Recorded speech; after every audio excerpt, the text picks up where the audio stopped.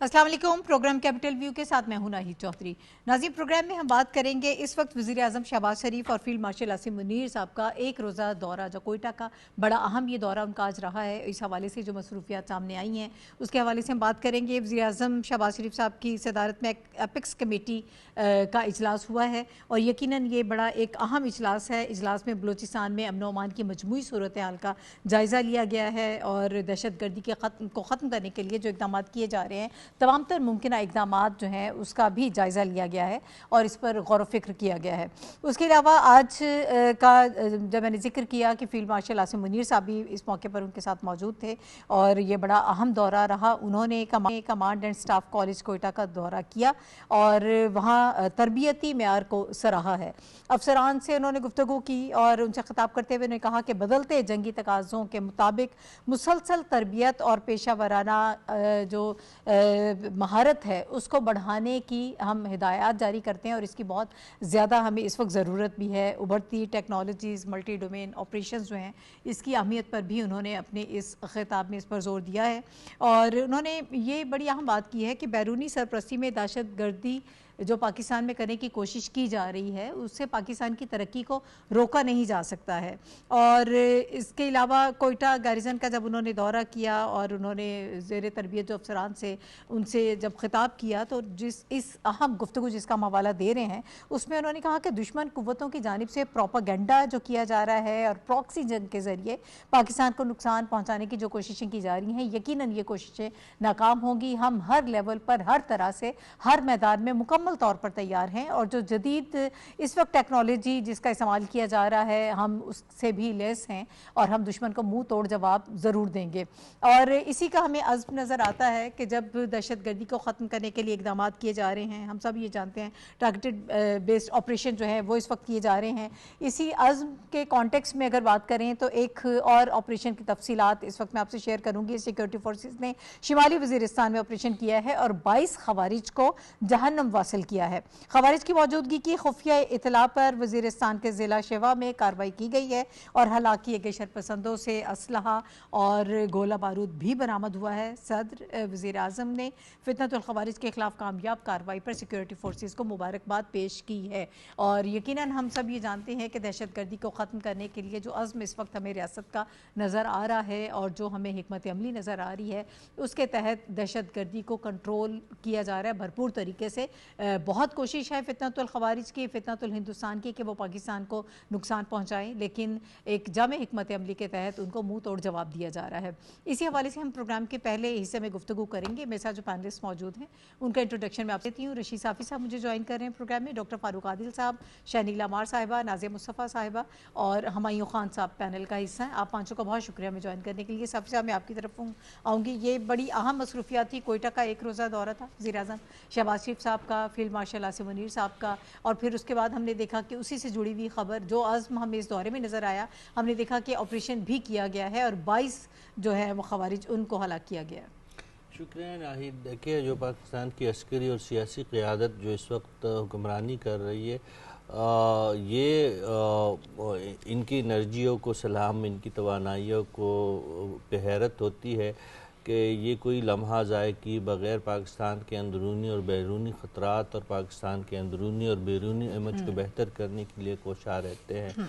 आपने जिस तरह फरमाया कि वज़ीर आज़म साहब कोयटा गए हैं और हमें ये भी इल्म है कि इसी दौरान पाकिस्तानी फ़ौज के सरबराह सिपहसालार जनरल आसिम मुनीर साहब भी Quetta command and staff college के दौरे पे थे, कोयटा रीजन के दौरे पे थे बल्कि, और उन्होंने कोयटा स्टाफ कॉलेज से जो खिताब की है वो भी चशम कुशा है। लेकिन सबसे पहले आपने मेरे ख्याल में वज़ीर आज़म साहब के बारे में पूछा, तो वज़ीर आज़म साहब, आप जानती है कि बलूचिस्तान में कुछ दिनों से दहशत गर्दी में इजाफ़ा देखने को मिला है और दूसरी जानिब हम ये भी महसूस करते हैं कि बलूचिस्तान जोग्राफियाई लिहाज से और जियो स्ट्रेटेजिक लिहाज से ना सिर्फ पाकिस्तान के लिए बल्कि दुनिया भर के लिए मज़ीद अहमियत इख्तियार करता जा रहा है। अब नए हरमुज़ के बंदिश के बाद दुनिया भर की निगाह है पाकिस्तान की साहिली इलाक़ों खुसूसन गवादर पोर्ट पे लगी हुई है और हम दूसरी जानिब देखते हैं कि दहशत गर्दी के वाक़यात में मुसलसल और मुनज़्ज़म अंदाज में इजाफ़ा हो रहा है। तो वज़ीर आज़म साहब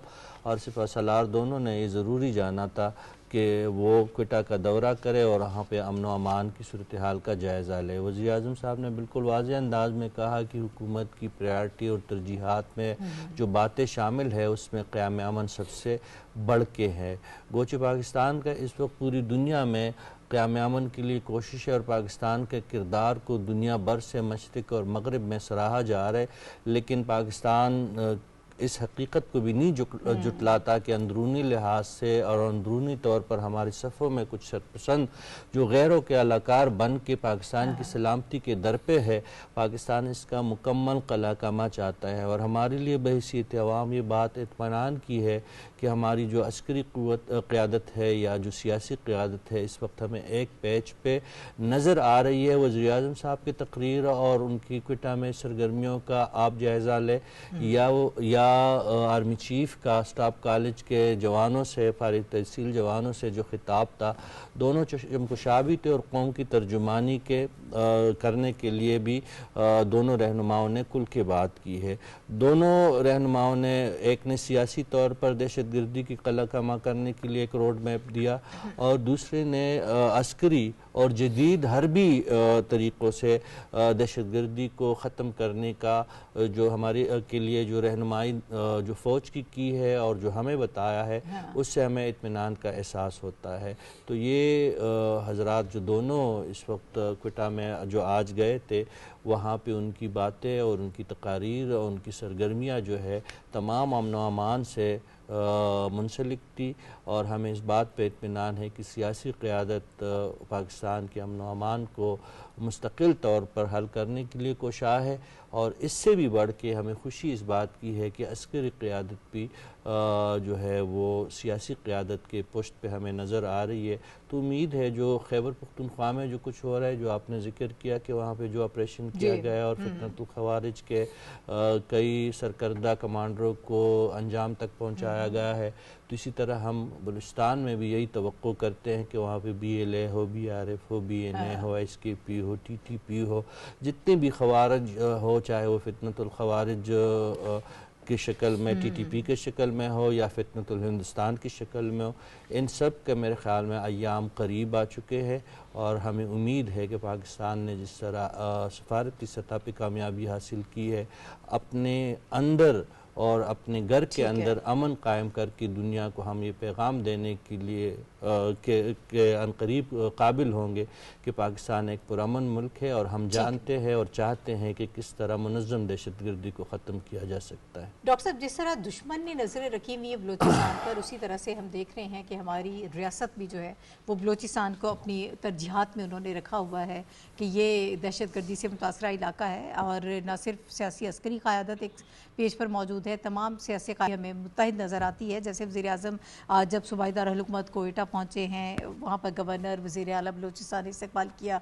फिर बादअज़ा जब वो गए हैं कमांडेंट स्टाफ कॉलेज कोयटा का जब उन्होंने दौरा किया, फील्ड मार्शल वहाँ पर मौजूद थे, वज़ीर आज़म के साथ वज़ीर दाखिला मोहसिन नकवी साहब मौजूद थे, वज़ीर इत्तलात तारड़ साहब मौजूद थे और वहाँ उनका इस्तकबाल किया गया है। फिर वहाँ पे उन्होंने ख़िताब किया, यकीनन ये बड़ा अहम ख़िताब है। इससे ये मैसेज जाता है कि अमन व अमान की जो हालात हैं, जो इस वक्त इक़दामात जो किए जा रहे हैं, गवर्नमेंट बहुत ज़्यादा फोकस्ड है उस हवाले से और उसको अपनी तरजीहात में शामिल किया हुआ है ताकि दहशतगर्दी से जान छुड़वाई जा सके। जी, इसमें कोई शुबा नहीं। देखिए, ये जो वज़ीर आज़म और फील्ड मार्शल वहाँ तशरीफ़ ले गए हैं, इसकी दो वजूहात हैं। एक हमारी दाखिली वजह है और एक हमारी रीजनल वजह है। मसलन ख़ित्ते की सूरत हाल क्या है, इसमें जो सबसे बात अहम और इस वक्त सर पे खड़ी नज़र आती है वो ईरान पे जो जंग मुसल्लत की गई है जी। और उसके जो असरात ट्रेवल कर कर हमारी तरफ आ सकते हैं, उसका गेट वे बलूचिस्तान मुमकिन तौर पर हो सकता है। तो इस वजह से पाकिस्तान की सिक्योरिटी फोर्सेस की और हुकूमत पाकिस्तान की पॉलिसी में बहुत उसकी यानी यूँ समझे प्रायोरिटी पे चला गया बलूचिस्तान। और ये आज दौरे पे गए हैं, लेकिन दौरे पे न भी जाएं तो उस वक्त भी रियासत की गौर व फिक्र का महवर बलूचिस्तान, उसकी सलामती और चीज़ होती है।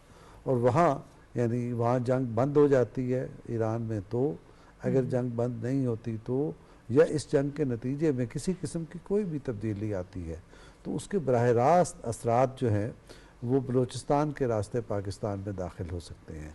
True. तो इस वक्त हुकूमत पाकिस्तान की जो सबसे बड़ी प्रायोरिटी और तरजीह है वो ये कि बलूचिस्तान को साउंड और स्ट्रॉन्ग किया जाए। तो इस वजह से हुकूमत पाकिस्तान यानी सियासी लीडरशिप, जैसे साफ़ी साहब ने कहा, और हमारी अस्करी लीडरशिप बाहों में बाहें डालकर, और सिर्फ ये दो नहीं, इसके अलावा पूरी कौम यकसू है, बिल्कुल उस तरह से यकसू है जैसे 10 मई को यकसू थी, बिल्कुल उस तरह से यकसू है जैसे 6 सितंबर 1965 को यकसू थी। तो बलूचिस्तान इस तरह से हमारी तरजीह में शामिल है। तो उसका एक वजह ये है। जो इसकी दूसरी वजह है वो ये कि इस जो रीजनल सिचुएशन है मैं मशरक़ वस्ता की, वो अपनी जगह पर, लेकिन उसके साथ साथ जो इंडिया और अफ़गानिस्तान है, इंडिया अफ़गानिस्तान के ज़रिए बलूचिस्तान को टारगेट करता है अपने नुक्ता नज़र से, अपने यानी पाकिस्तान के लिए जो उनकी दुश्मनी के जज्बात हैं, वो समझते हैं कि पाकिस्तान को नुकसान पहुंचाने का एक ज़्यादा बेहतर रास्ता बलूचिस्तान हो सकता है, और उसके हमारे पास सबूत आते रहते हैं, जिसके डोजियर हम इंडिया को माजी में दे चुके हैं, अक़वाम मुत्तहिदा में पेश कर चुके हैं। तो ये, और इस वजह से जो सबसे बड़ी प्राइम ये दिलचस्पी है हुकूमत पाकिस्तान और सिक्योरिटी फोर्सेस की, ये है कि वो अवाम के जानो माल का तहफ़्फ़ुज़ उसको यकीनी बनाया जाए।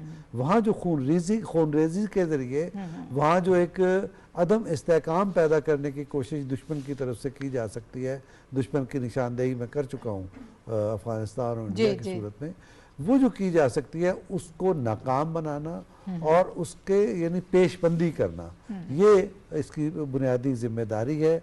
और इसी पे फोकस करके हम देखते हैं कि अगरचे यानी एक खातून पुलिस एहलकार को निशाना बनाया गया, उसका बच्चा जख्मी हो गया, आम लोग निशाना बनते हैं, लेकिन इसके साथ हम ये भी देखते हैं कि हमारी सिक्योरिटी फोर्सेस और पुलिस और बाकी फोर्सेस जो हैं वो इन कार्रवाइयों को नाकाम भी बनाती आई हैं और बड़े पैमाने पर नाकाम बनाती आई हैं। तो इस वजह से वज़ीर आज़म अगर बलूचिस्तान तशरीफ़ ले जाते हैं, फील्ड मार्शल वहाँ जाते हैं, तो उनकी यानी पहले से तैयारी मौजूद है, उनकी फिक्रमंदी मौजूद है, उनके पास एजेंडा मौजूद है। तो आज जो दोनों हमारे कायदीन की तकारीर सामने आई हैं, उससे भी यही रीइंफोर्स होता है कि हम न दुश्मन को मौका देंगे, न पाकिस्तान के अवाम, बलूचिस्तान के अवाम को नुकसान पहुंचने देंगे, न बदअमनी होने देंगे, और न उनकी ज़िंदगी यानी खाने पीने और जो भी ज़रूरियात ज़िंदगी होती हैं वो उनकी दस्तरस में रखने के लिए मुआशी इस्तेहकाम को भी बरकरार रखेंगे, और जो खारजी मामलात हैं वो अपनी जगह पर। ये जो 3-4 चीज़ें हैं, ये बुनियादी एजेंडा है, ये बुनियादी फोकस है, और यही फोकस का इजहार होता है आज की वज़ीर आज़म और फील्ड मार्शल की सरगर्मियों से और उनकी गुफ्तगू से। हम देखेंगे कि आने वाले चंद दिनों में इस ज़म्न में हुकूमत पाकिस्तान और सिक्योरिटी फोर्सेस मज़ीद एक जामे लाए अमल के तहत दहशत गर्दों को और बैरूनी दुश्मनों के सामने बंद बांध रही होगी। ठीक है। अच्छा शनीला, जैसे मैंने जिक्र किया था, एक तो फोकस इस वक्त किया हुआ है बलूचिस्तान को, जाहिर है कि दहशत गर्दी से मुतासरा इलाके और कदरे पसमानदा इलाके सूबे को फोकस करना बहुत ज़रूरी है, उसको अपनी तरजीहात में, अपनी प्रायोरिटी में आपको ऊपर रखना चाहिए, और इस वक्त हमें नज़र आ रहा है कि इसी तरह से किया जा रहा है। अब दुश्मन जिस तरह से दहशत गर्दी फैला रहा है, चाहे वो अफ़गानिस्तान की जानिब से हो, चाहे वो इंडिया की जानिब से, हमने देखा कि ख़वातीन का भी इस्तेमाल किया जा रहा है। अभी पिछले ही दिनों हमने अपने प्रोग्राम में बात की थी जब CM बलूचिस्तान सरफराज बुगटी साहब के साथ एक खातून मौजूद थी और वो दहशत गर्दी की कोशिश उन्होंने की, और विफाक इस्लामाबाद जो है फेडरल को उन्हें दिया गया था टारगेट कि आपने वहाँ पे दहशत गर्दी करनी है, लेकिन बरवक्त कार्रवाई से वो चीज़ें बच गई। लेकिन ख़वातीन को इस्तेमाल करने की कोशिश की जा रही है, सिक्योरिटी फोर्सेस जो हैं वो अपने इक़दाम कर रही हैं, काउंटर कर रही हैं इन सारी चीज़ों को। अंदरूनी तौर पर भी ख़तरात मौजूद हैं और बैरूनी तौर पर भी ख़तरात मौजूद हैं। इस वक्त बहुत सारे चैलेंजेस हैं, लेकिन इसके लिए हमें जो हिकमत अमली नज़र आ रही है वो भी बड़ी मस्बत है और बड़ी आप ये कह सकते हैं कि मुकम्मल तौर पर एक ज़बरदस्त किस्म की हिकमत अमली है। बहुत शुक्रिया नाहिद, आप बिल्कुल ठीक कह रही हैं, क्योंकि इस वक्त जो चैलेंजेस हैं बैरूनी ज़्यादा हैं। अंदरूनी तौर पे बहुत से चैलेंजेस के ऊपर हमने काबू पाना शुरू कर दिया है। जब लोगों के साथ इंटरेक्ट किया जा रहा है, सियासी हल निकाले जा रहे हैं, वहाँ पे डेवलपमेंट के काम हो रहे हैं, स्टूडेंट को इंगेज किया जा रहा है। जिस तरह वो जिस खातून का ब्रेन वॉश हुआ वो खुद सामने आई और आकर उसने बात की, और जो वहाँ पर सो कॉल्ड अलैदगी पसंद दहशतगर्दी थी उनके खिलाफ कार्रवाइयाँ हो रही, उन पर काबू पाया जा रहा है। देखिए बैरूनी चैलेंजेस इस जो दुश्मन है वो इस वजह से भी पाकिस्तान के खिलाफ अब कार्रवाइयां करें। एक तो जो सालिसी पाकिस्तान करवा रहा है उस वजह से इंटरनेशनल लेवल के ऊपर पाकिस्तान का नाम बड़ा मुस्बत तरीके से उजागर हो रहा है और दुनिया पाकिस्तान के किरदार की तारीफ कर रही है। फिर देखें 10 मई में जो हजीमत उठाई, उसके बाद जो फॉरेन पॉलिसी उनकी रही, उसमें जो उनको शिकस्त उठानी पड़ी। अभी ब्रिक्स का इजलास हुआ है, कोई मुश्तरका अलामिया वहां से वो नहीं ला सके, ये भी उनकी नाकामी थी। अभी आप देखें प्रेसिडेंट जो प्राइम मिनिस्टर मोदी हैं, उनको डच वजीर आजम उनके साथ बैठ के अकलियतों के उनके मुल्क के अंदर जो हालात है उसके ऊपर बात कर रहा है। ये एक बहुत बड़ी उनके लिए हजीमत की बात है कि वो एक दूसरे मुल्क के दौरे पे गए और वहां का वजीर आजम बैठ के उनसे बात करे कि आपके मुल्क के अंदर अकलियतों के साथ क्या सलूक हो रहा है। फिर नॉर्वे में वो प्रेस कॉन्फ्रेंस करने लगे, सहाफियों के सवालों का जवाब नहीं दे सके, वहां से उठ के भाग गए हैं। तो ये जैसे जैसे वो जिस हफत का हजीमत का सामना करेंगे और पाकिस्तान की जैसे जैसे इंटरनेशनल लेवल के ऊपर पजराई होगी तो वो कोई ना कोई वार अपना करेंगे। तो वो वार उन्होंने पहले अफगानिस्तान के अंदर जो दहशतगर्दी रुक चुकी हुई थी, अफगानिस्तान जो था दूसरे मुल्कों को इन्वॉल्व कर रहा था और पाकिस्तान की मिन्नत समाजत तरले कर रहा था कि नहीं आप ये ऑपरेशन जो है टारगेटेड को रोकें, हम अच्छे बच्चे बन जाएंगे, हम अपने मुल्क के अंदर जो दहशतगर्द तंजीम उनको खत्म करेंगे। लेकिन नहीं, फितरत नहीं बदल सकती। वो फिर उनके हाथों में खिलौना बने, उनसे पैसे लिए और वो जो दुश्मन था जाहिर उसने पाकिस्तान के अंदर दहशतगर्दी करवानी थी ताकि पाकिस्तान अंदरूनी तौर पे अदम इस्तेहकाम का शिकार हो, पाकिस्तान के लोग पैनिक का शिकार हो और पाकिस्तान को जो दुनिया जो पाकिस्तान की तरफ देख रही है वो फिर जरा डरने लग जाए। लेकिन ऐसा हो नहीं रहा, तो उनका वो वार नाकाम वहां पे हो। अब कोयटा की तरफ भी यही कुछ चाहते हैं ताकि वो जो सो कॉल्ड अलैदगी पसंद जिनके खिलाफ ऑपरेशन हो रहे हैं उनको मजलूम बना के दुनिया के सामने लेके आए ताकि हमारे ऊपर पर्दा पड़ा रहे ना। लेकिन असल में ये है कि आप एक्सपोज हो चुके हैं। अगर एक वजीर आजम साथ बिठा के आपसे सवाल जवाब कर रहा है तो आप जो दुनिया को कहते हैं हम बड़ी सेकुलर एक ताकत है, हमारे मुल्क के अंदर बहुत बड़ी जमहूरियत है, तो कैसी जमहूरियत है कि आपको जवाबदेह होना पड़ा है, साफियों के सवालों से आप भागने फिरते हैं। तो वो सारी चीजें उसका लेने के लिए वो कोयटा के अंदर वो आके कर सकते। तो हमारी हुकूमत, हमारी सिक्योरिटी फोर्सेस तमाम विजिलेंट है, वो अब एक पेज पे हैं कि हमने दहशतगर्दों का खात्मा करना है, पाकिस्तान के अंदर सियासी इस्तेहकाम लाना है, पाकिस्तान के अंदर माशी इस्तेहकाम लाना है। तो उसकी वजह से मिल के ये चल रहे हैं, टारगेटेड ऑपरेशन हो रहे हैं, कार्रवाइयां हो रही हैं, जो अंदरूनी चैलेंजेस पे काबू पा रहे हैं, बैरूनी चैलेंजेस पे भी हम काबू पा लेंगे। जैसे केपी में 70% दहशतगर्दी कम हुई है, इस तरह इंशाल्लाह पूरे मुल्क के अंदर और जो खास तौर पे बलोचिस्तान केपी है इसके अंदर भी दहशतगर्दी बिल्कुल खत्म होगी। और जो दुश्मन जो सोच रहा है उसको जैसे 10 मई में मुंह की खानी पड़ी है उसको इसमें भी मुंह की खानी पड़ेगी और वो दुनिया के सामने जिस तरह रसवा हो रहा है वो आगे भी रसवा होता रहेगा। बिल्कुल सही। अच्छा नाज़िया, ये हुकूमत इस वक्त जो फोकस कर रही है न सिर्फ दहशतगर्दी के लिए इकदाम किए जा रहे हैं लेकिन उसके साथ साथ जैसे मैंने पहले जिक्र किया कि कदर एक पसमानदा सूबे की तरफ तवज्जो देना बहुत ज़रूरी है। वहाँ पे लोगों को रोज़गार के मौके फराहम करना, फिर नौजवानों को ख़ास तौर पर उनको पॉजिटिवली टारगेट करना, उनको तालीमी मौके फराहम करना, स्कॉलरशिप्स की तरफ तवज्जो दी जा रही है। फिर उसके अलावा जो आज ब्रीफिंग दी गई है वज़ीर आज़म साहब को उसमें ये बताया गया है कि गवर्नेंस के निज़ाम में बेहतरी के लिए इकदाम किए जा रहे हैं, डिजिटाइजेशन, कैशलेस इकॉनमी के लिए इकदाम जो हैं वो किए जा रहे हैं, नौजवानों के लिए यूथ स्किल्स प्रोग्राम और दीगर मनसूबों पर काम जारी है। और अभी मज़ीद उनको ये बताया गया कि cancer institute, dialysis centre, trauma centre और इस जैसे शोबा सेहत के जो मनसूबे हैं वो भी इस वक्त फॉल हो चुके हैं, वो काम किया जा रहा है। बलोचिस्तान में इस वक्त 99% स्कूल खुले हैं और तालीमी सरगर्मियाँ जारी हैं, ये ब्रीफिंग में बताया गया है। फिर एक बड़ी और अहम चीज़ है, शमसी तवानाई के मनसूबे से बलोचिस्तान में 15,000 से ज़ायद घरों को फ़ायदा पहुँचा है जिसकी बदौलत अब तक तकरीबन 105 अरब रुपए की बचत रिपोर्ट हो चुकी है। ये चीदा निकात हैं जिसका मैंने यहाँ जिक्र किया है। कहने का मकसद ये है कि ओवरऑल लोगों को पसमानदगी से बाहर निकालना, उनको रोज़गार फराहम करना, वहाँ पर खुशहाली लेकर आना, ये एक हमें इस वक्त मकसद नज़र आ रहा है ताकि दहशतगर्द जो हैं या जो प्रॉक्सीज़ हैं अफ़गानिस्तान, हिंदुस्तान, वो इससे फ़ायदा ना उठा सके। बहुत शुक्रिया नाहिद। सबसे पहले तो ये कि वज़ीर आज़म पाकिस्तान और फील्ड मार्शल का ये कोयटा का दौरा जो है वो बहुत इम्पॉर्टेंट है और ऐसे वक्त में जब हम देख रहे हैं कि पाकिस्तान सफारती सतह पर बहुत ज़्यादा कामयाबियाँ समेटे हुए हैं, बट अंदरूनी तौर पर जो दुश्मन है वो भी घात लगाए बैठा है, लेकिन हम वक्तन फ़क्तन उनका जवाब देते रहते हैं जैसे जैसे वो पाकिस्तान को टारगेट करने की कोशिश करते हैं।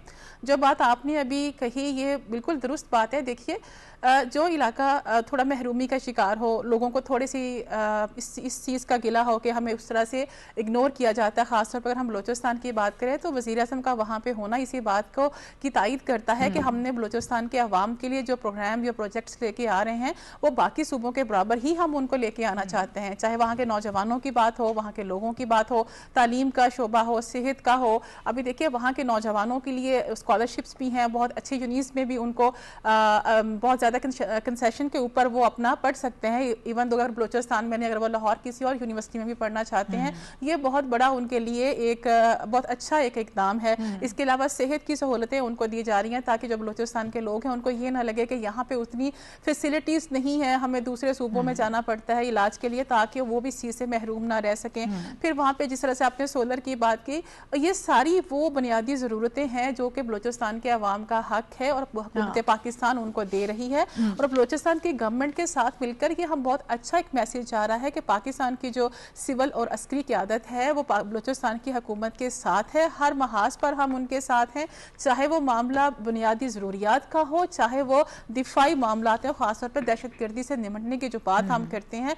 और ये बहुत वाज़ेह पैगाम है। अगर हम अभी जो उनका जो तकरीर के या जो इलामिया सामने आया है अभी फील्ड मार्शल का, और जो वज़ीर-ए-आज़म ने वहाँ पे बात की है, जो उनको ब्रीफिंग दी गई है, उस पर यह वाज़ेह पैगाम है दुश्मन के लिए कि हम बहुत ज़्यादा बाखबर हैं इस चीज़ से कि आप क्या प्लान कर रहे हैं और किस तरह से आप आगे की सोच रहे हैं पाकिस्तान के अंदर इंतशार पैदा करने की, जिसकी हमने हालिया झलक देखी अभी पिछले 1-2 महीने की हम बात करें तो थोड़ी सी हमें तेज़ी देखने को मिली इन दहशतगर्दी के वाक़यात में, लेकिन पाकिस्तानी फोर्सेस ने उसका भरपूर जवाब दिया। और हम उनको अभी भी यही पैगाम दे रहे हैं कि जिस तरह से अभी इंडिया जो है कभी भी चुप करके नहीं बैठेगा, अपनी प्रॉक्सीज जो है उसकी, अब तो ये बात बिल्कुल वाज़ेह है। पहले तो शायद किसी न किसी तरह ढके छुपे अंदाज में करते, तो पूरी दुनिया को पता चल चुका है कि अफगानिस्तान में इंडिया का क्या रोल, और पाकिस्तान के अंदर जितनी दहशतगर्दी की कार्रवाइयाँ होती हैं उसमें भारत उसके पीछे है। तो हमारी जो फोर्सेस हैं वो अब इस महाज पर उन्होंने बांध लिया है, और बहुत ज़्यादा जिसे कहते हैं ना कि पहले हमारा जो फोकस था, पहले भी था, लेकिन अमेरिका और ईरान जंग के बाद जो जितनी चीज़ें सामने आई हैं, हम पहले भी ये बात कर चुके हैं कि आप जो टारगेटेड ऑपरेशन है ये जारी रहेंगे। जैसा कि आपने अपने इंट्रो में कहा, आज भी टारगेटेड ऑपरेशन जो है वो किया गया, और वहाँ पे जो फितनतुल खवारिज और दहशतगर्द थे उनको टारगेट किया गया, और ये सिलसिला जारी रहेगा। काइनेटिक ऑपरेशन जो है वो जारी रहेंगे और ये सारी चीज़ें तब तक जारी रहेंगी जब तक दहशतगर्दी का खात्मा नहीं हो जाता। और आप पाकिस्तानी फोर्सेस का और पाकिस्तानी हुकूमत का मेन फोकस यही है। ठीक है, हुमायूं साहब इसी बात को लेकर मैं आपकी तरफ आऊँगी कि एक तरफ हम ये देख रहे हैं कि हॉलिस्टिक अप्रोच नज़र आ रही है, दहशतगर्दी को जिस तरह से काउंटर किया जा रहा है, फिर वहाँ के लोगों को फोकस किया जा रहा है, उनको रोज़गार फराहम किए जा रहे हैं, उनकी मेयार ज़िंदगी को बेहतर बनाने की कोशिश की जा रही है ताकि लोग सेटिस्फाई रहें। और आज जो फील्ड मार्शल आसिम मुनीर साहब ने बात की है, उन्होंने कहा कि अवाम की तरफ से जो हमें एक साबित कदम हमायत इस वक्त हासिल है, उसकी वजह से हमें बहुत फ़ायदा हो रहा है दहशतगर्दी को ख़त्म करने के लिए।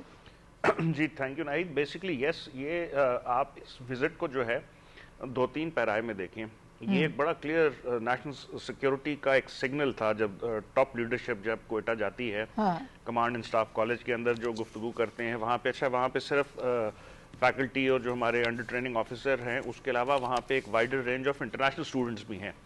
एक ये है कि वो एक ऑडियंस उनको भी एड्रेस किया गया। दूसरा फिर जब एपिक्स कमेटी का जो है नेशनल एक्शन प्लान था उसका किया गया, फिर बाकी जगहों के जो विजिट किए गए, तो ये क्लियर सिग्नलिंग थी एक कि हम जो हैं दोनों जो पॉलिटिकल और मिलिट्री जो लीडरशिप है ये कॉन्फिडेंट है पाकिस्तान के दफा के लिए, पाकिस्तान की सालमियत के लिए, और फिर अपना जो इंटरनेशनल और रीजनल जो हमने इस वक्त इमेज बना ली है पिछले चंद महीनों की अनथक मेहनत से, उसका भी एक बड़ा क्लियर सिग्नलिंग थी कि अगर दहशतगर्दी अफगानिस्तान की तरफ से हो रही है और वहाँ पे अगर इंडिया की जो है प्रॉक्सीज जो हैं उनका इस्तेमाल हो रहा है, या फिर दूसरी और इस किस्म के जो अनफ्रेंडली जो एजेंसीज हैं जो चाहती नहीं है कि यहाँ पे तरक्की हो, तो उसके ऊपर दोनों ने ना मुख्तलिफ जगहों पे क्लियर सिग्नलिंग दी। उसमें उन्होंने जो शोहदा का जब जिक्र किया, वो भी बहुत बड़ा क्लियर सिग्नल था कि ये हमारे स्लोगन्स नहीं है कि हमने इतनी जाने दी हैं, हम दुनिया को बता रहे हैं कि हम खून से रंग के जो है ना दुनिया को जो है वो अपनी जो हमारी अहमियत है वो बता रहे हैं। 80,000 तो एक वर्ड था जो आज से चंद साल पहले बोलते थे, शायद अब फिगर 1,20,000 से भी ऊपर चला गया। ये बड़ा क्लियर सिग्नल है जिसमें हमारे सिविलियन और मिलिट्री अलाइक जो है उसके अंदर जो है उन्होंने अपनी कीमती जानों के नजराने पेश किए। उसके बाद जो है मार्का हक का जब वो जिक्र करते हैं मुख्तलिफ जगहों के ऊपर, तो वो पाकिस्तान का जो एक नेट सिक्योरिटी मीडिएशन और रोल जो हमने एज ए सिक्योरिटी प्रोवाइडर खिते में बनाना शुरू कर दिया है उसकी अहमियत बता रहे हैं, और ये वाइडर ऑडियंस को बताई जा रही है। बताया कहाँ जा रहा है? बलूचिस्तान के अंदर, जहाँ पे इस वक्त जो है हुकूमत का फोकस, जिस तरह भी बाकी सारे पैनलिस्ट ने भी बताया, आप जो है मादनियात के ऊपर जो है वहाँ पे उसकी कानकुनी के ऊपर आपने तवज्जो देनी शुरू की हुई है।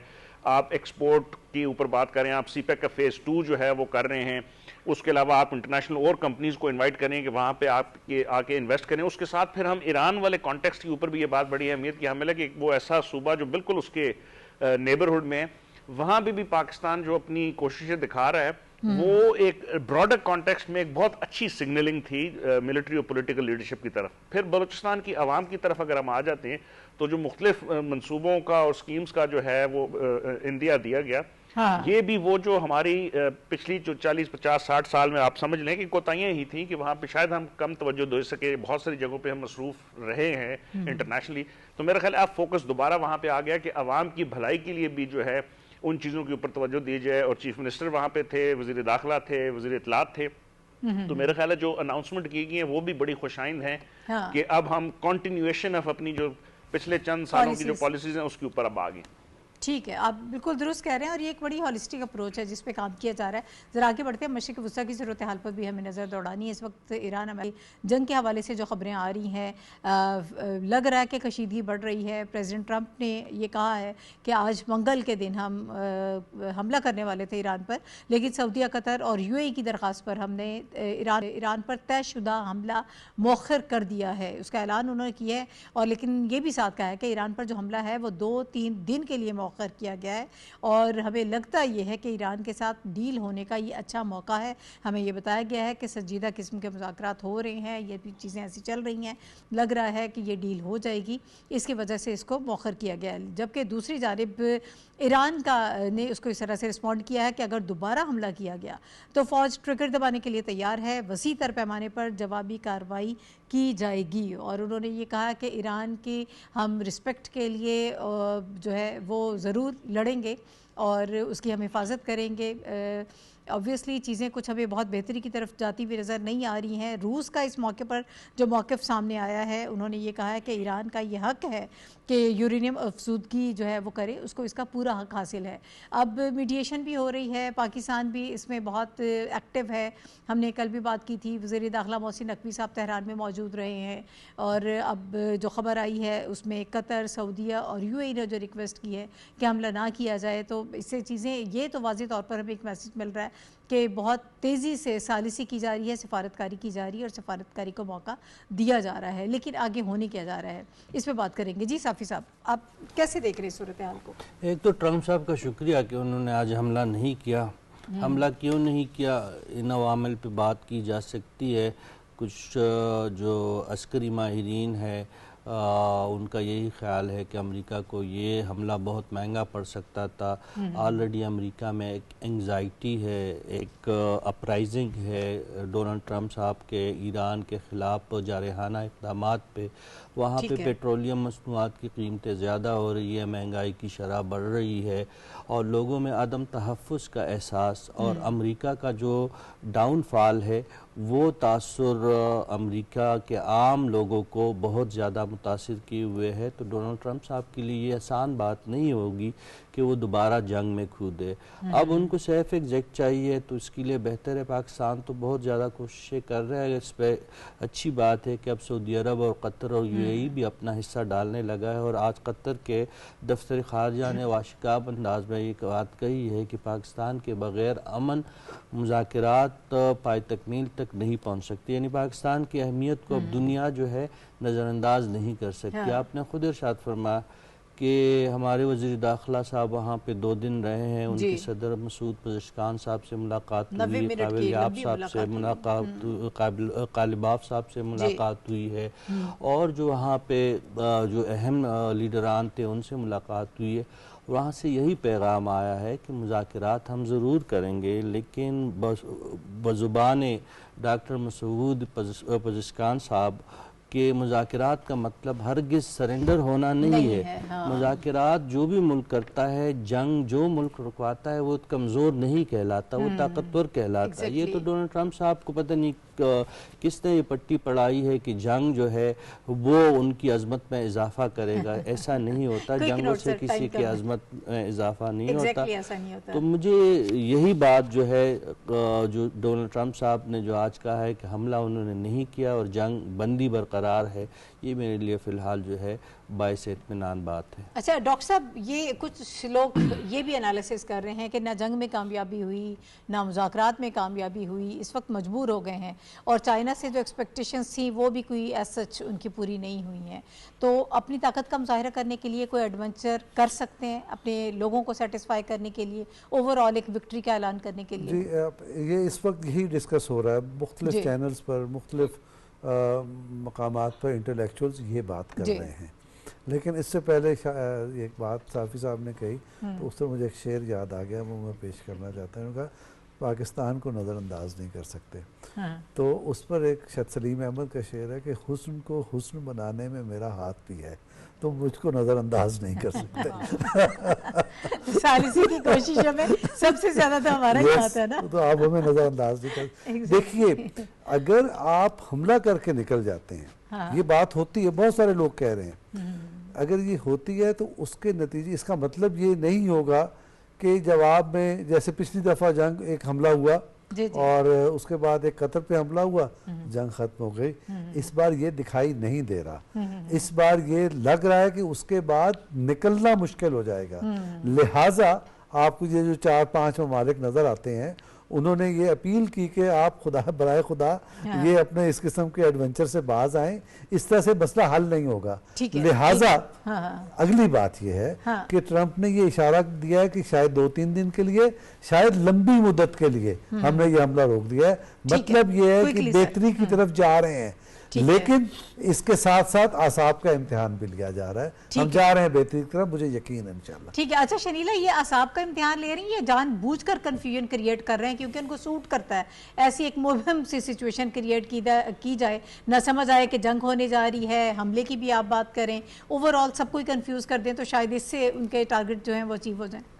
नाहिद, बात यह है कि मैं बहुत पहले से ये बात कह रही थी कि जिस वक्त फायर पहले हुई थी ना, सीज फायर, मैंने कहा था दोबारा जंग की तरफ नहीं जाएंगे। उसकी बहुत सी वजूहत है, उनमें से एक ये कि जितना असला अमेरिका और इजराइल का लग चुका है उसको पाइलअप करने में भी दोबारा टाइम लगेगा, तो उस तरह तवील किसी जंग के अंदर नहीं जाएंगे। जब चाइना से वापस आए हैं तो उनको ये था कि लोग ये ना समझे कि चाइना से वापस आए तो हमने कोई कमजोरी दिखा दी है। तो उसके बाद दोबारा प्रेसिडेंट ट्रंप ने जो थी वो गीदर धमकियां यानी कि थ्रेट्स वगैरह जो थे देने शुरू कर देता ताकि ईरान के ऊपर प्रेशर रहे। अब जो ईरान है, मसला ये है कि वो भी जब मुज़ाकरात में जाएगा तो उसने भी अपने हार्ड लाइनर को सेटिस्फाइड तो करना है। वो ये नहीं हो सकता को कहेंगे हमारे ऊपर हमला हुआ और उसके बाद हम फिर मुज़ाकरात के ऊपर सब कुछ हार गए।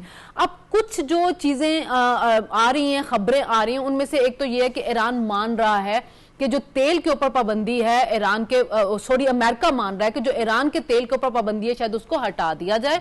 दूसरा ये है कि कुछ एसेट जो है उनके जो फ्रीज किए उसके ऊपर भी बातचीत हो जाएगी, उसको भी रिलीज किया जा सकता है। और ये भी बात है कि शायद अगले 2-3 दिन के अंदर ये पता चल जाएगा कि मुज़ाकरा दोबारा से स्टार्ट हो रहे हैं कि नहीं हो रहे। अगर प्रेसिडेंट ट्रंप की ट्वीट में देखे तो उन्होंने भी इशारा दिया हुआ है कि संजीदा मुज़ाकरात हो रहे हैं। ऐसे ही है। तो ये है कि मुज़ाकरात अगर हुए, हो सकता है पाकिस्तान में हो सकता है कतर में हो, लेकिन अगर कतर में भी होंगे तो पाकिस्तानी एम्बेसी में, लेकिन होंगे पाकिस्तान की छतर छाया के अंदर ही। लेकिन प्रेसिडेंट ट्रंप जो हैं वो जंग की तरफ अभी नहीं जाएंगे। इसी वजह से कभी वो पाकिस्तान के कहने के ऊपर फ्रीडम ऑपरेशन रोक देते हैं, कभी कतर और सऊदी अरब के कहने के ऊपर रोक देते हैं, तो उन्होंने रोके रहना है अभी। ठीक है, ये जो 2-3 दिन की विंडो है ये बड़ी अहम है राजिया। इस वक्त जो वो बात कर रहे हैं कि 2-3 दिन के लिए हमने ये हमला रोक दिया है, उनको भी शायद उम्मीद है कि दरमियान में कोई सूरत हाल बेहतर हो जाएगी, मुज़ाकरात की तरफ जाएंगे, कोई अच्छी डील मिल जाएगी। बिल्कुल नाहिद, इसी तरह से ये देखिए अभी अगर उन्होंने फौरी तौर पे हमला करना होता तो उनके लिए ये कोई बहुत बड़ी बात नहीं थी। दिफाई तौर पे अभी भी अमेरिका बहुत मजबूत है। ईरान पे अगर हमला, वो बात के क्या नतायज निकलते हैं वो फिर एक अलग स्टोरी है। अभी उन्होंने जिस तरह से कतर, यूएई और सऊदी अरब के कहने पे रोक दिया, अभी मुझे तो ऐसे लगता है कि अभी 3 दिन तो वो इस तरह से रुक जाएंगे और उस दौरान मुज़ाकरात बैकडोर चैनल से चीजें चलती रहेंगी, पाकिस्तान अपनी कोशिशें करता रहेगा। लेकिन अगर ये 3 दिन भी गुजर जाते हैं तो लग ऐसे रहा है फिर नेक्स्ट टाइम पाकिस्तान उनसे रिक्वेस्ट करेगा यूएसए कि अभी आप मजीद 2-4 दिन दे दें। ऐसे में फिर वो जो ईद उल अज़हा भी आ रही है वो भी गुजर जाएगी, फिर उसके बाद थोड़ा सा इनको टाइम मिल जाएगा। तो लेकिन चीजें फौरी तौर पे सिमटती हुई नजर नहीं आती हैं, चीजें इसी तरह से बैक एंड फोर्थ होती रहेंगी। पाकिस्तान अपना रोल अदा करता रहेगा। आप तो वाज़े तौर पे सऊदी अरब, कतर और यूएई भी हमें नजर आ रहा है, तो कभी चाइना होगा, कभी पाकिस्तान होगा, कभी उधर चीजें होंगी, लेकिन एट द एंड चीजें मुज़ाकरात से ही तय होनी है। ठीक है, हमारी साफ टेक ऑन इट। देखें, ये जो मुमकिन हमला जो रोका गया है, इसमें जो रीजनल कंट्रीज हैं उनकी तरफ से जो रिक्वेस्ट की गई है वो इस चीज़ का इशारा करती है कि वो डिप्लोमेसी को वक्त देना चाहते हैं और वो नहीं चाहते कि मिडल ईस्ट को दोबारा किसी एक ऐसी लंबी जंग में झोंक दिया जाए जो उससे पहले मिडल ईस्ट देख चुका है। तो यहाँ से पाकिस्तान का रोल एक दफ़ा फिर बहुत अहम होकर उभरता है कि आप कतर के साथ भी बड़ा एक्टिवली एंगेज हैं, आप ईरान के साथ भी बड़ा एक्टिवली एंगेज हैं, आप सऊदी अरेबिया के साथ भी एक्टिवली एंगेज हैं और आप यूएस के साथ भी एक्टिवली एंगेज हैं। तो मेरा ख्याल है जो पहले बहुत सारे लोग जो डाउट कर रहे थे कि जी पहला राउंड जो है वो कामयाब नहीं हुआ, वो अब इस चीज़ की तरफ, पाकिस्तान की जो कोशिश हैं उसको सराहने की तरफ अब आहिस्ता आहिस्ता शुरू हो गया कि आप अगर जंग की तरफ गए तो नुकसान पूरी दुनिया को होगा, सप्लाई चेन डिसरप्ट होंगी, इन्फ्लेशन बढ़ेगी। जब जिस तरह रशीद साहब ने कहा अमेरिका के अंदर अपने हालात भी काफ़ी ज़्यादा जो हैं वो ख़राब होना शुरू हो गए। तो पाकिस्तान अब कोशिश कर रहा है कि एक तो मुस्लिम उम्मा की यूनिटी को बरकरार रखा जाए, दूसरा है as a responsible nuclear state जो है वो जो अपना रोल अदा कर रहा है कि पीस को मौका दिया जाए, नेगोशिएशन को मौका दिया जाए, सफारतकारी को मौका दिया जाए। तो मेरा ख्याल है ये मैसेज शायद डोनाल्ड ट्रंप साहब को किसी न किसी वक्त समझ आ जाए, लेकिन वो एक डाइवर्जन चाहेंगे कि अपनी डोमेस्टिक ऑडियंस को देने के लिए या तो वो क्यूबा के अंदर कुछ एडवेंचरिज्म करने की कोशिश करेंगे या कुछ ऐसा क्राइसिस वहां पे क्रिएट करेंगे कि कुछ ऐसे के लिए यहाँ से उनका जो अटेंशन है वो दूर या हट जाए यहाँ से ईरान के ऊपर से। ठीक है। अच्छा साफी साहब, इसी से जुड़ी हुई और भी खबरें हम पहले भी बात कर रहे थे, कल भी हमने बात की कि इसराइल जिस तरह से इस वक्त इकदाम कर रहा है और वो स्पॉइलर है, हम सब ये जानते हैं इन सारे मामलात को। इसराइली मीडिया भी खबरें देता रहा कि वहाँ पे गोला बारूद जमा हो गया, अमेरिकी जहाज़ जो हैं वो जमा हो गए हैं और अब हम तैयार हैं, अटैक कर देंगे हम ईरान पे। लेकिन उसके साथ जो आज खबर आई है उसकी तरफ देखें तो इसराइली बहरिया ने गज़ा के लिए इमदाद ले जाने वाले ग्लोबल समुद्र फ्लोटेला को भी फिर दोबारा रोक दिया है। और उसके साथ भी उससे भी बड़ी जो तशवीशनाक खबर यह है कि काबिज़ अफ़वाज ने फ़लस्तीनियों को निशाना बनाने के लिए सज़ाए मौत का मुतनाज़ कानून भी नाफिज कर दिया। बेंजामिन नेतन्याहू हारा हुआ लीडर है, अपनी सियासी ज़िंदगी की आखिरी सांस से ले रहा है और इस फ्रस्ट्रेशन में आके एक तो ईरान जंग में उनको हज़मियत का सामना करना पड़ा, दूसरा गज़ा को फतह करने का उनका जो ख्वाब था, इतनी ज़्यादा जुल्म व सितम डालने के बाद भी वो मकासद पूरी नहीं हुए, लेबनान को वो निशाना बना रहे हैं मुसलसल। और दूसरी बात, उनकी प्रॉक्सी अब दुनिया के सामने आया हो रही है, उनका दोहरा चेहरा, उनकी जो पूरी दुनिया में दहशतगर्दी का नेटवर्क है इंडिया के गठजोड़ के साथ, वो बेनकाब हो रहा है। देखिए 2 दिन पहले हम पाकिस्तानी रियासत ने यूएई के एटमी बिजली घर पे जो हमला हुआ था उसकी बड़ी कुल्ले अंदाज में और बहुत सख्त अल्फाज में उसकी मजम्मत की थी। आज ईरान ने कह दिया कि ये फॉल्स फ्लैग ऑपरेशन है। जो आप स्पॉइलर की बात कर रहे हैं, तो इसराइल की हर तरफ कोशिश है कि ईरान और अमेरिका के दरमियान जंग शुरू हो, गजा में दोबारा उनकी जो जुल्म जो सितम का जो रास्ता है वो भी खुला रहे और लबनान भी इसी तरह दम इस्तेहकाम का शिकार रहे। तो वाकई वो बहुत बड़ा स्पॉइलर है। ठीक है। अच्छा डॉक्टर साहब, कोई कमेंट करना है? पाकिस्तान समेत 10 ममालिक के वज़ीर ख़ारिजा ने इसकी मजम्मत की है, भरपूर मजम्मत हम कर रहे हैं जो इस वक्त इसराइल कर रहा है फ़लस्तीन में, गजा के लोगों के साथ जो कर रहा है और बाकी जो उसका किरदार है वो सबके सामने। देखिए, पाकिस्तान ने ये मजम्मत करके दरअसल फ़र्ज़ किफ़ाया अदा किया है पूरी दुनिया की तरफ से। असल में ईरान का स्टेज सेट हो गया, वहाँ जंग शुरू हो गई, तो उसकी वजह से ये पस मंज़र में चला गया। लेकिन पस मंज़र में जाने के बावजूद नेतन्याहू की ये दरिंदा सिफत मिजाज है, वो वहाँ भरपूर तरीके से बुरूकार आ रहा है, उन्हें सजाएं दी जा रही है, कत्ल व गारत गरी हो रही है, उनके वसाइल तबाह किए जा रहे हैं। तो दरअसल दुनिया को इस जानिब भी तवज्जो देने की ज़रूरत है। जैसे इंडिया का निशाना कल तक हम थे, उसके बाद पूरी दुनिया बनी। हाँ। बिल्कुल इसराइल इसी तरह करेगा है। कि पहले मुसलमानों को वो टारगेट कर रहा है, फिर उसके जुल्म का दायरा वसी हो जाएगा, तो उसका रास्ता रोकने की जरूरत। ठीक है, इस अफाकियत पे क्या कहेंगी आप शनीला? नाहिद, इस तरह का एक वाक्य 2010 में भी हुआ था जब तुर्की से फ्रीडम फ्लोटिला गया था, और मैंने बड़ा करीब भी उसको ऑब्जर्व किया था क्योंकि मेरे 2 मीडिया के कुलीग उसके अंदर थे। तो हमें उस वजह से पता है कि कितनी बर्बरियत है, कितनी सफाकियत है इजराइलियों के अंदर, किस तरह वो लोगों को इंटरनेशनल पानियों के अंदर उन्होंने लोगों को पे गोलियां चलाई थी। और वो क्या थे, नहत्ते लोग थे सिर्फ जो इंसानी इमदाद लेके जा रहे थे गजा के लोगों के लिए। तो ये इस तरह के सफाक लोग हैं, हर तरह के असूल कायदे जवाबित को अपने पैरों के नीचे रोकते हैं। फलस्तीन की नस्लकुशी जा रही है और रोकते क्या है, सिर्फ गजा जा रही है ना, उनके लिए कौन से हथियार जा रहे होते हैं। तो ये इस किस्म के लोग हैं और उनको रोकना जरूरी है। सिर्फ मुजम्मत से काम नहीं चलेगा, बहुत आगे जाना होगा और इसको कहीं ना कहीं लगाम डालनी होगी इजराइल। ठीक है जी नाजिया। बिल्कुल, देखिए मुजम्मत तो बहुत छोटा सा लफ्ज़ है। पाकिस्तान ने तो हर दफ़ा ही हर फोरम पे ये आवाज़ उठाई है गजा के लिए। अभी देखिए ये 60 के करीब इसमें जो थी वो कश्तियाँ थी, 45-46 ममालिक के, इसमें जो डॉक्टर्स थे, कुछ इसमें मीडिया के लोग थे, कुछ इसमें दूसरे और जो सिविलियंस थे वो थे, जिसमें 500 के करीब टोटल इसमें अफराद सवार थे। सिर्फ हम मेडिसिन लेके जा रहे थे, खुराक लेके जा रहे थे। आप यकीन करें कि वहाँ 60% के करीब गजा में ऐसे बच्चे हैं कि जो कि भूख का शिकार है, जिनको पूरी ग़िज़ा नहीं मिलती। वहाँ पर ख़वातीन ऐसी हैं जो कि उनको बहुत ज़्यादा इस चीज़ का है कि वो फाकों से रह के उनका वो जो देखने का ढांचा बन के रह गई हैं।